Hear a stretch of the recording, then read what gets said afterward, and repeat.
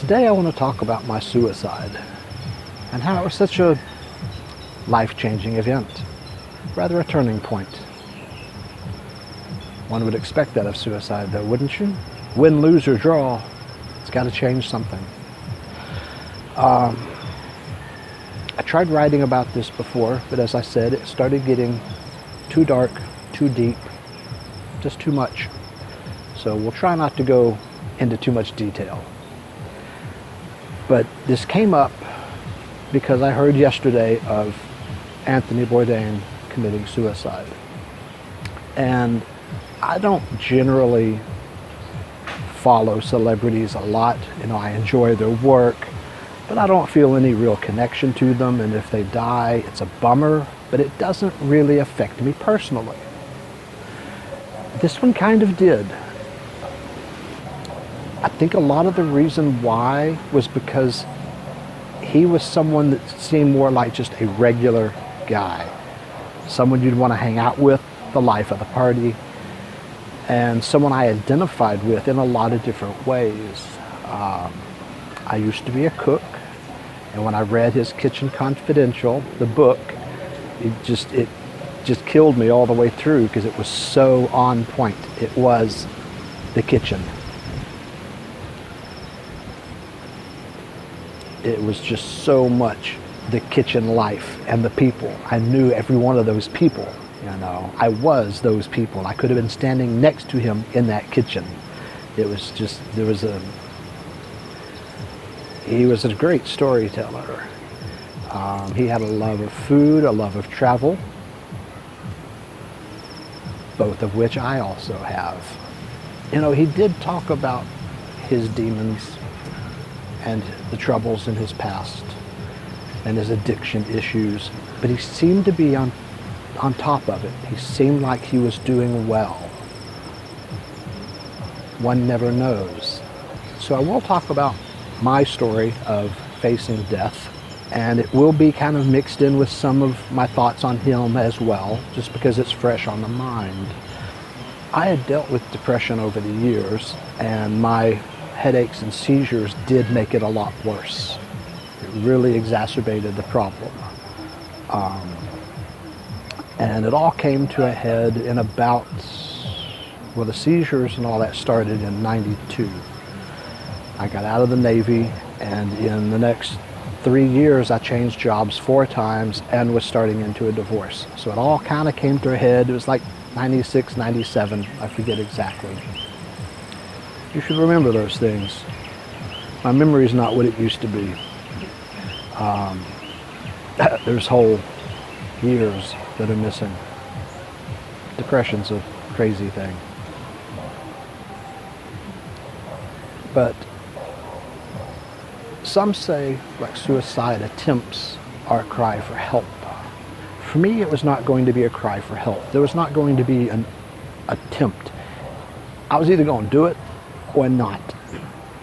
And I found myself, I was working downtown in Dallas, doing air conditioning for half a dozen buildings.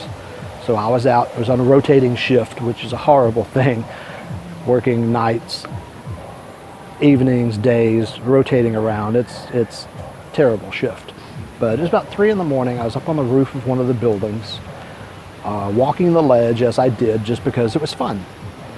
And everything had just kind of become too much. So there I was on the ledge of the building, looking down, wondering what Rorschach pattern I would make when I hit. It got to where sometimes it's just too much. And you always kind of think in the back of your mind, well, I wouldn't do this, you know. Suicide's not really an option, but it's always an option. And when I finally got to the point that I thought it was the only viable option, there was this moment, frozen in time. I was on the ledge. The next step was going to be off. The next step had to take me off that ledge, one direction or the other, which is where the next step comes from in the name of my channel. It was also the name of the book that I decided not to write. But in that moment, and it was just this brief moment, frozen in time, my entire life flashed before my eyes, as I thought it would if I was falling, but it did before I took that step. And everything came rushing back. That moment was a lifetime. It was everything. And the good and the bad. There's kind of a scale going. It was like, should I, shouldn't I? And just everything came rushing back at once. And it was just crushing. You could feel it. It was like my chest was just crushing from the weight. And it was going, I could tell it was just too much. And I knew there was no other option. And as it went through and I was looking at all this, when it came to an end, I realized if I were to step off and die, I would just be walking away from all my problems and dying. It sounded good at the time, but I had a thought. It's like an epiphany. What if I walk away from the problems and live? And now you can't just run away. I tell people that want to, move overseas, I said, if you're miserable where you are and you've got all these problems, you're probably not going to be happy here, because you bring most of that with you, all that baggage, all that emotional baggage, and all your personality quirks and whatever you bring with you. No matter where you go, there you are, right? So I didn't turn my life around immediately. This was not like I decided not to kill myself and everything was peaches and cream. I turned around, I took the next step back onto the roof, and I decided I needed to unpack all that damn baggage. And I had to go through, and it took years. This was not an easy or a short process, but I went through everything, and I had to sort it out and put it away and quit carrying it with me, because the weight of it was killing me, quite literally. And there are things you look at and you go, well, yeah, there's a lesson here, there's this, there's that. You can forgive people, you can, there's a lot of different, everything, every event had to be handled differently. And there are some, I've said in other videos, that things happen completely out of your control when they happen. And after they happen, you certainly can't change them, because the past is the past. And so there are things you have to look at and go, well, damn, that happened. It sucked. I can't change it. All I can change is how I react to it. So I'm not running from it, I'm not hiding from it, but there are things that happen that you just kind of go, well, fuck that, and you put it away, you just throw it away. You can't come to terms. Some of it is like, well, yeah, move on. You have to just let it go sometimes. And some of those are hard, and it just took a long time. It took some therapy. There was various medications. I didn't like any of the medications I was on. Psychiatrists give weird medications. I didn't like any of them. But it took a long time. It took years to go through all of it. And it is a constant thing you still have to do, because things still happen. You're learning to deal with the issues. Instead of dragging everything with you, you've got to learn to deal with it. You've got to let go of some of it. You've got to deal with certain ones. You got to know which ones you can deal with and which ones to just drop. And it's not always easy, and it's not always possible. So I'm sorry that Anthony Bourdain chose that he ran out of options, felt that he was out of options. But I can understand it. I was almost there myself. Many people have been. You don't always have someone you can talk to. You know, if you got a friend, family, therapist, whatever it is, find someone to talk to, you know. Like, talk to your dog if it's what it takes. But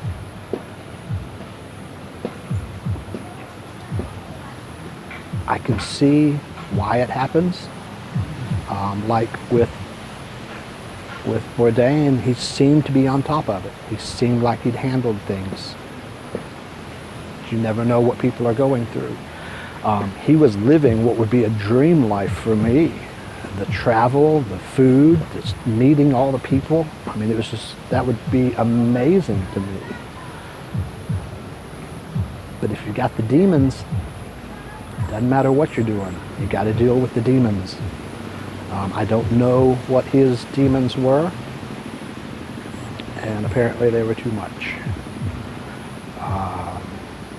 I read something this morning on Facebook. It was a long post. I shared it on my page, on my Facebook page. You can go read the whole post. But the gist of it is dealing with depression is like it snows every day. Some days it snows an inch. You can get to work and school and no problem. Some days it snows a foot or 4 feet. Or the blizzard's so bad you can't open the door and all the power goes out. But it snows every day of your life. Different amounts. You have to shovel yourself out. It's nice if you have somebody to help shovel the snow. But it snows every day. It's a longer post and it makes more sense the way they wrote it, but that's kind of the gist of it. I recommend you go read it. It's on my Facebook page. I'll link to it down below. It is something that's difficult to deal with. If you haven't dealt with it, people online are already, well, because there was 2 celebrities this week that killed themselves. One was a fashion designer I had not heard of. Sorry, no offense, but I haven't. Other people are saying, well, why is it a big deal when a celebrity dies, but nobody cares about the 22 veterans that kill themselves every day? As a veteran, I can relate to that. It is important and it should be an issue. But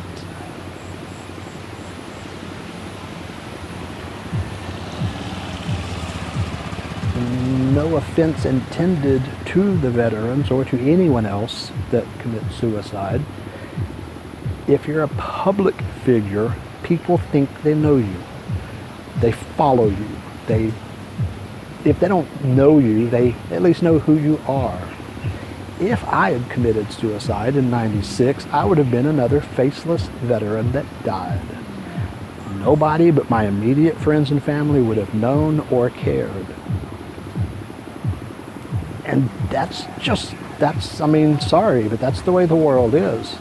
Yes, it is a big problem. There are, like at the Veterans Hospital, all the time, there are signs everywhere saying if you need help, call this. Every time you see a doctor, they ask you if you're having any suicidal thoughts. I mean, they're trying to stay on top of it. They've done really good work trying to get on top of it, which is something people don't like to point out when they talk about it. They just want to say it's a problem. The VA has done a lot of good on trying to deal with it. But basically, a faceless person in the crowd will get overlooked. And I say that as a faceless person in the crowd. So yeah, a Robin Williams or Anthony Bourdain, or honestly, I don't know that lady's name, I'm sorry, the fashion designer that killed herself earlier this week. Now, she and Bourdain both had young children, as I had young children at the time.